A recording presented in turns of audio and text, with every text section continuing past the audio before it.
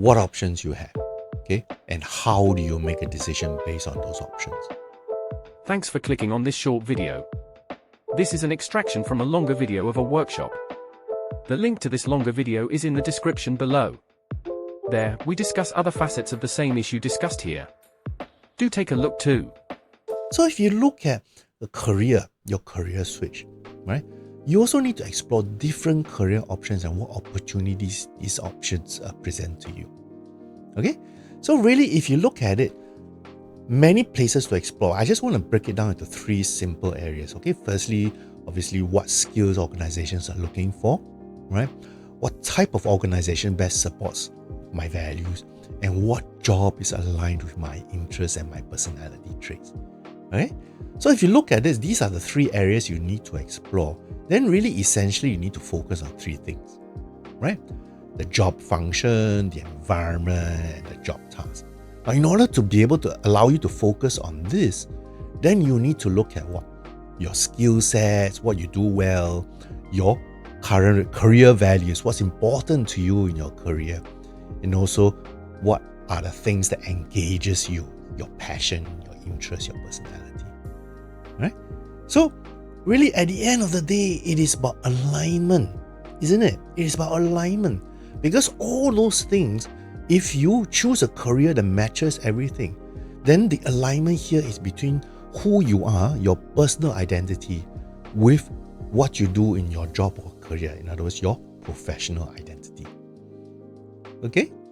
So, lots to consider, right? Now, I go into a lot of detail in my last workshop on how we do this, so I don't have time to actually discuss this. But in any case, there are many ways to find this out.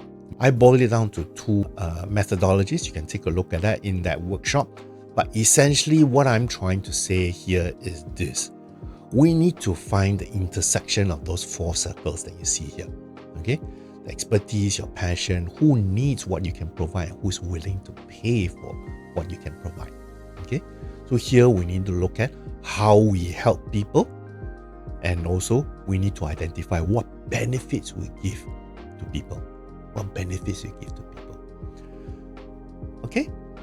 Now, if you look at it closely, when many of my clients do the exercises that I've described, or you can take a look at the video, many of them really sometimes come up with this notion. They say, hey, Ewan, I actually identified that, hey, maybe that's my purpose, because that's really what engages me. That's what the things that I like to do and I'm good at. And this is what people value and they're willing to pay me for. Okay? So that would be my purpose in life, right? In my job, in my career. So you may find this out for yourself as well. So why don't you go and give it a try? Okay? I've actually extracted from that video the three essential steps to allow you to take a look at the things that you need to do for your career superpower. So take a look at that as well. All right. Now I want to come back to this notion of the risk and difficulties here. All right. So when we look at options, right, apart from 4, which is the fourth box 4, right? Changing career, changing industry. You also have other options in 1, 2, and 3.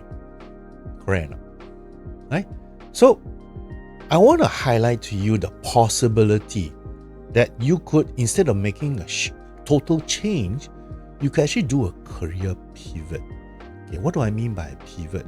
Essentially, it is in box 2 or 3, right? A pivot means you have one strong leg to stand on, whether it is the same industry or the same job, right? Shifting over to a different job or the different industry. Okay, so typically, like for example, in option 2, you have the same job, but you change industry, which is essentially what I did.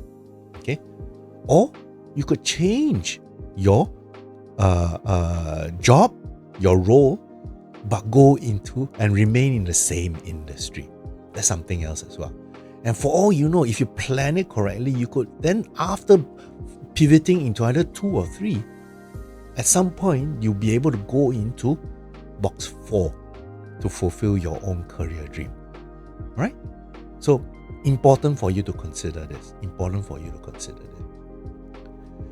Then if I look at this notion of exploring, okay, you would have gone through this thing on assessing what you do well, what's important to you, what engages you, right?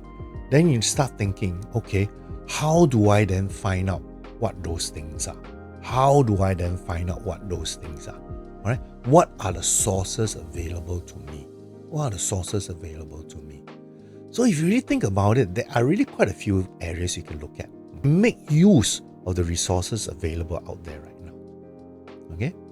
But I really want you to also be conscious of another source which is available to everyone. What is that? That is what?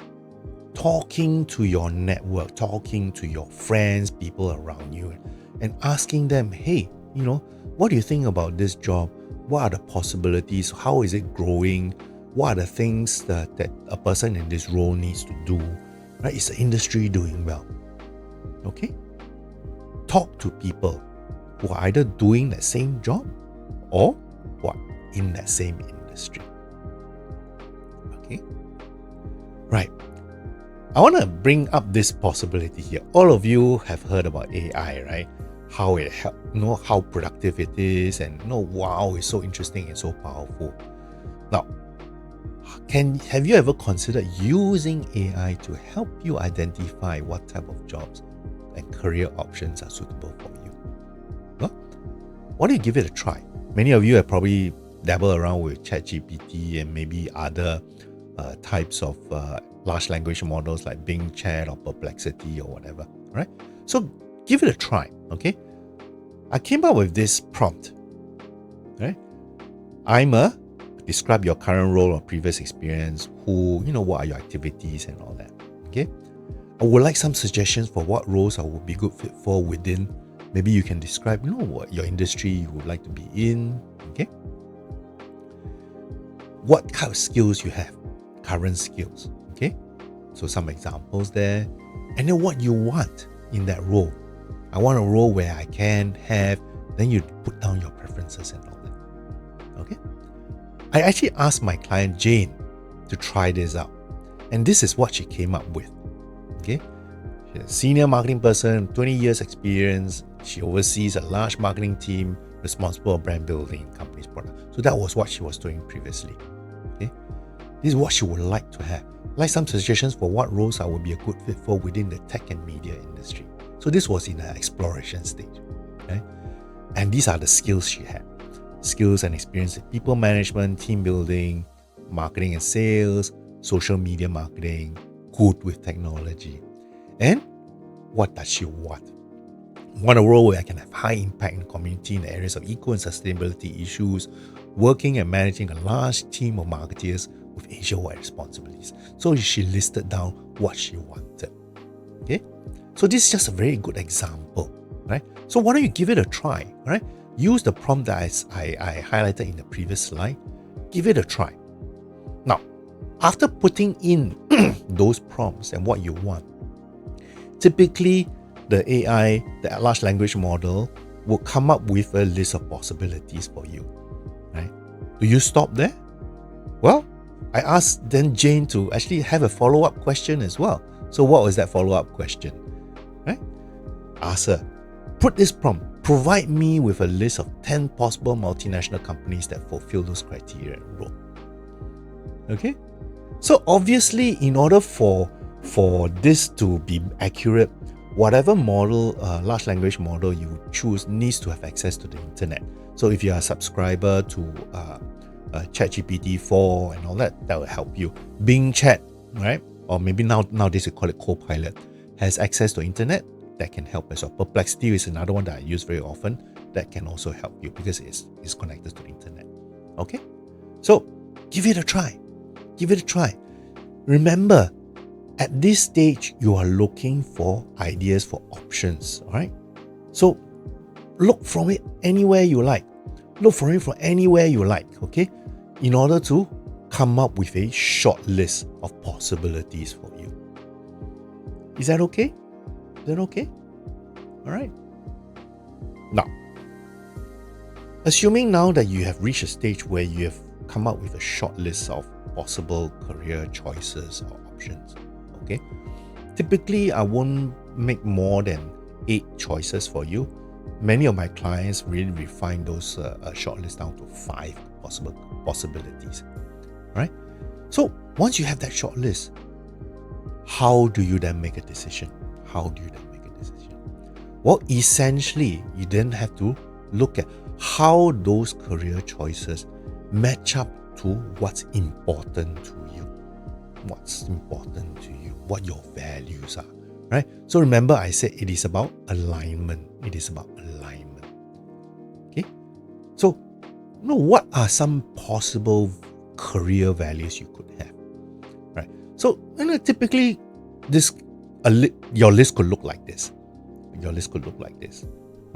Right? This is basically a collection of some of the things that my clients have expressed as important to them, and also from what I found from internet as well.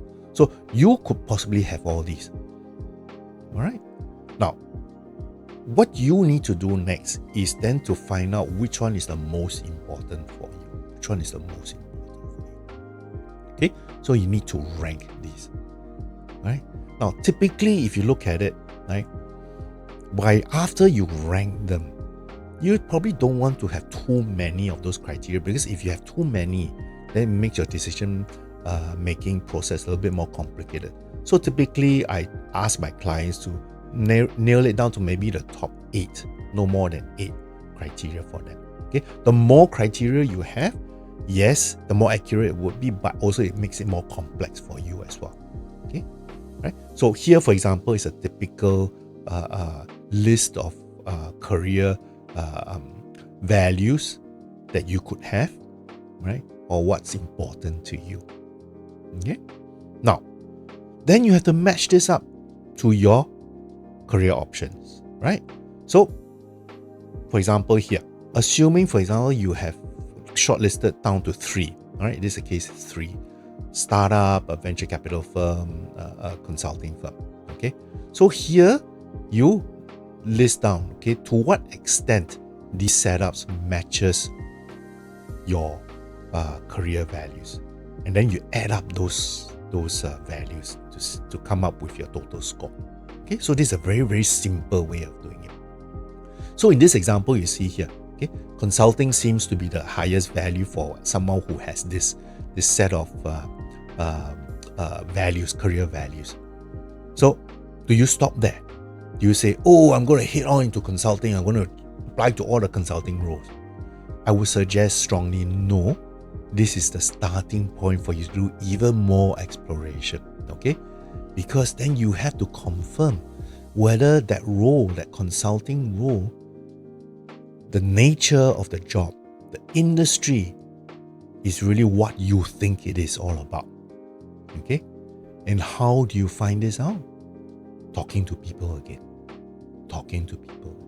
Obviously, you can do some desk search, right? Online resources, but really talking to people who's working in the industry, who's working in that role, is the best way to do it. Is that okay? Hi, thanks for watching this video. If you like what you've seen and can't wait for the next one, don't forget to like and subscribe to my channel in the link below. See you soon. All right. So, again, another quick section on how you can identify what career options you have, what choices you have, and how you make decisions. Let me show you a short video to sort of capture all the key points. In the last few minutes, we discussed the importance of identifying all possible career options and matching them with your skills, values, and interests. It's crucial to make career decisions based on what's important to you and what you do well. Make a short list of possible career paths and do your research. Remember, your next career move should align with what engages and fulfills you. And don't forget to talk to your network for valuable insights. So, if you look at it, this portion on identifying possible options and choices really is about gathering information, right? Gathering information. And the best way to gather information is to be very curious and talk to as many people as you can. Okay? And the other thing I really like you all to consider is if you have the possibility, the opportunity to try out some of the roles that you are really interested in, go and try it out. Now, some of you may ask, how do I do this? Well, various ways. You can either volunteer in that role, all right? Like for example, for me, when I was trying out the role as a career coach, I volunteered to help people in coaching, okay? All right? Or you could join programs such as some conversion programs or whatever to try out the activities involved. Okay. Now the key thing here, as I keep coming back to here to all of us, is this thing about alignment. Whatever you have found, okay, make sure it aligns with all the key things that's important to you. What's important to you?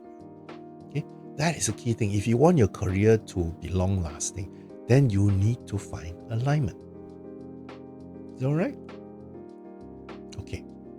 Now, obviously, when you are looking and doing your research and talking to people, there are a few things you need to understand. Okay, some red flags. Don't overdo it. Okay, don't be paralyzed to say, oh yeah, there's so much information out there, I don't know what to do, I don't know how to analyze. Okay, the flip side here also is don't be too narrow. Okay, so like I mentioned just now earlier on, right? Typically 3 to 5 options is a very good number to work at, okay, in your shortlist. Anything more may be too much. If you only settle on one, okay, well, if you only settle on one, then maybe you need to consider adding a couple more just in case that one that you shortlisted doesn't really work out for you. Okay? Experimenting, trying out the new activities or the new careers, the new activities related to that job or the new career, try it out. Okay? For example, for me, right, when I was trying out whether coaching was something that was right for me, I did a lot of activities related to coaching. So for example, I worked with clients, I looked at what is the job market out there, I looked at creating material that my clients would need, I looked at what sort of processes would be needed in order to help as many people as possible. Okay? Then I tried to find out whether that was something that I really wanted to do. Okay. Last but by no means least is that please, this notion of career switching requires support. You should not be looking at this alone. Okay? Whether it's support through another career coach or whether it's support through your family members, right?